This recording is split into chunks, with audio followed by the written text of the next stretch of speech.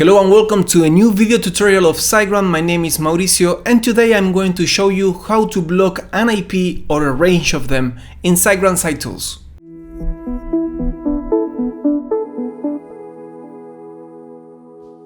There may be cases where you don't want your website to be reached by an IP or a range of them. Either because of security reason, you can be attacked from some specific addresses, or maybe because you don't want your website to be visible for some countries, among other reasons. For those cases, you can use the Blocked IPs tool in SiteGround Site Tools that allows you to restrict completely the access to an IP or a range of them.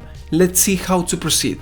First of all, you need to access to your SiteGround account using your credentials. Then click in Websites and then click in Site Tools of the website you want to restrict the access. Once the site tool is loaded, click in Blocked IPs under the Security tab.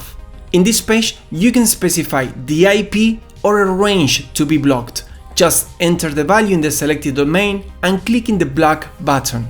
You will see a message with the notification that your site is now blocked for that specific range of IPs. Thank you and good luck.